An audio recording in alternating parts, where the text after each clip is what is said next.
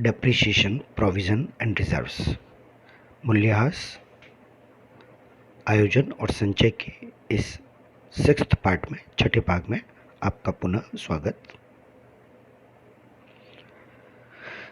इस भाग में हम मूल्यह्रास से संबंधित लेखांकन की विशिष्ट समस्याओं के बारे में बात करेंगे। In this part we will talk about special accounting problems relating to depreciation.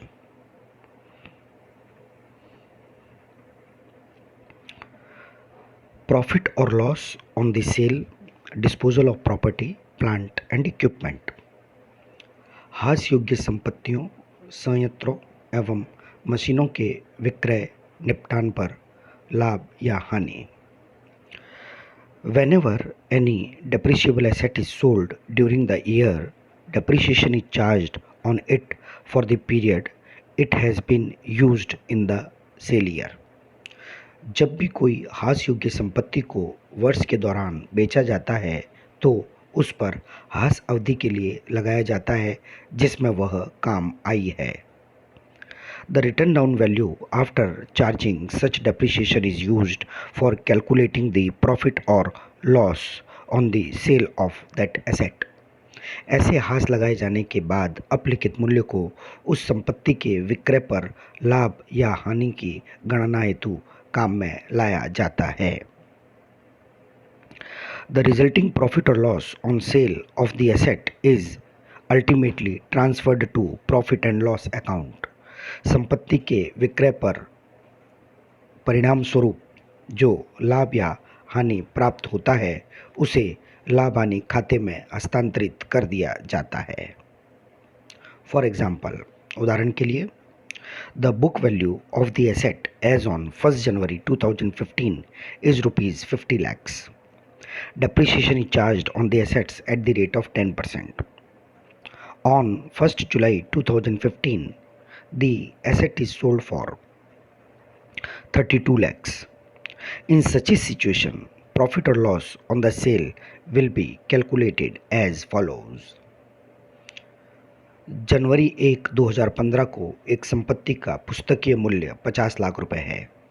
संपत्ति पर 10% हास लगाया जाता है। जुलाई 1, 2015 को संपत्ति को 32 लाख रुपए में बेचा गया। ऐसी परिस्थिति में विक्रय पर लाभ या हानि की गणना निम्न प्रकार से की जाएगी। Book value as on January 1, 2015 50 lakhs. पुस्तक के मूल्य 1 जनवरी 2015 को 50 लाख रुपए। Less depreciation for 6 months at the rate of 10% from 1 January 2015 to 30 June 2015। 50 lakh रुपए के पुस्तक के मूल्य पर 10% की दर से 1 जनवरी से 1 जुलाई को बेची गई ये संपत्ति, इसलिए 6 महीने का मूल्यह्रास 10% की दर से लगाया जाएगा जो 2,50,000 रुपये आता है। Written down value as on 1 July 2015। इस प्रकार इस संपत्ति का 47,50,000 रुपये का 1 जुलाई 2015 को अपलिखित मूल्य आया है। हमने 1 जुलाई 2015 को यह मशीन 32 लाख रुपए में बेच दी है। Less sale proceeds as on 1 July 2015। 47,50,000 value की मशीन जब 32 लाख रुपए में बेची जाती है तो यहाँ पर इस संपत्ति को बेचने से जो हानि हुई है वो है 15,50,000 रुपये। Loss on sale of the asset, ये 15,50,000 रुपये प्रॉफिट एंड लॉस अकाउंट में ट्रांसफ़र किए जाएंगे।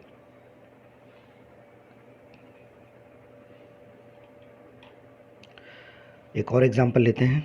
One more example. A firm purchased on 1 January 2015 certain machinery for ₹5,82,000 and spent ₹18,000 on its erection. एक फर्म ने 1 जनवरी 2015 को कुछ मशीन खरीदी 5,82,000 रुपये में और उनके स्थापना पर 18,000 रुपये खर्च किए गए। On 1 July 2015, another machinery for ₹2 lakh was acquired. 1 July 2015 को एक दूसरी मशीन 2 लाख रुपए में खरीदी गई। On 1 July 2016, the machinery purchased on 1 January 2015 having become obsolete, was auctioned for rupees 3,86,000.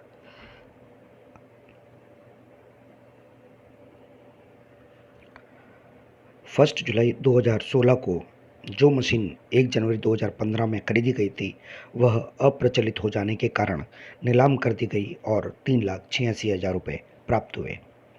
And on the same date, fresh machinery was purchased at a cost of rupees 4 lakh. उसी दिन एक नई मशीनरी 4 लाख रुपए की क्रय की गई। Depreciation was provided for annually on 31st December at the rate of 10% per annum. प्रतिवर्ष 31 दिसंबर को 10% प्रतिवर्ष के आधार पर मूल्यह्रास लगाया जाता है ऑन रिटर्न डाउन वैल्यू घटती हुई किस्त पद्धति पर। आइए मशीनरी अकाउंट बनाते हैं।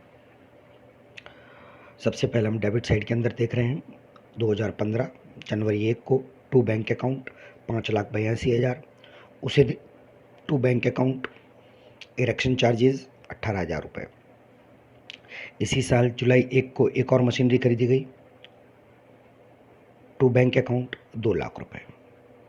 2015 में और कोई भी व्यवहार नहीं हुआ है, ट्रांजैक्शन नहीं हुआ है, इसलिए वर्ष के अंत में इस पर मूल्यह्रास लगाया जाएगा और वह मूल्यह्रास इस प्रकार होगा।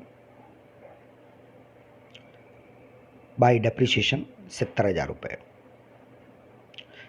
6 लाख रुपये पर 10% की दर से 60,000 रुपये और सेकंड मशीन पर 2 लाख रुपये पर 10% की दर से 6 माह का यानी 10,000 रुपये, ये हुआ 70,000 रुपये। ये देखिए आप यहाँ पर भी देख सकते हैं। सबसे पहले फर्स्ट मशीन की कॉस्ट 6 लाख रुपये, 5,82,000 और 18,000 रुपये।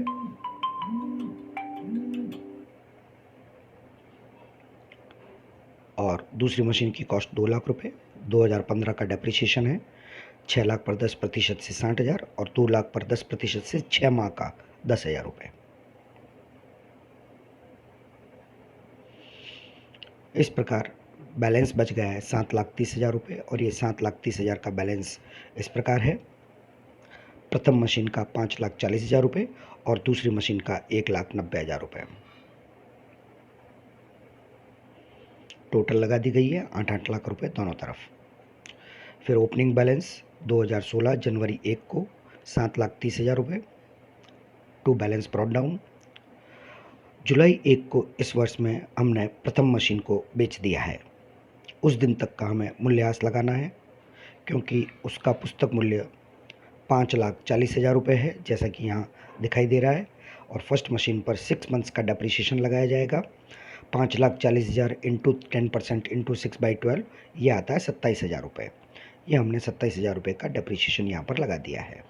इस मशीन को 3,86,000 रुपये में ऑक्शन किया गया यानी बाय बैंक अकाउंट। ये देखिए 3,86,000 रुपये। और हम ये देखते हैं जैसा कि यहाँ पर वर्किंग नोट में आपको दिखाई दे रहा है, ये देखिए यहाँ पर 1,27,000 रुपये का इस मशीन को बेचने से लॉस आया है। By profit and loss account 1,27,000 रुपये। कुछ लोग यहाँ पर बाय लॉस ऑन सेल भी लिख सकते हैं और बाद में लॉस ऑन सेल अकाउंट को प्रॉफिट एंड लॉस अकाउंट में ट्रांसफ़र कर सकते हैं। इसके पीछे जो लॉजिक दिया जाता है वो ये है कि जुलाई 1 को P&L अकाउंट बनता नहीं है। अगर जुलाई 1 को लिखेंगे तो हमें जुलाई 1 को P&L अकाउंट खोलना पड़ जाएगा वर्ष के अंत में। उसके पहले जुलाई 1 को उसी दिन जिस दिन पुरानी मशीन बेची गई नई मशीन क्रय कर ली गई जिसको हम थर्ड मशीन कहेंगे to bank account 4 lakh rupees. और क्योंकि ये 6 मंथ्स काम आई है और पुरानी बची हुई 1-2 लाख रुपए वाली मशीन वो पूरे वर्ष काम आई है, दोनों पर मूल्यह्रास लगाया जाएगा।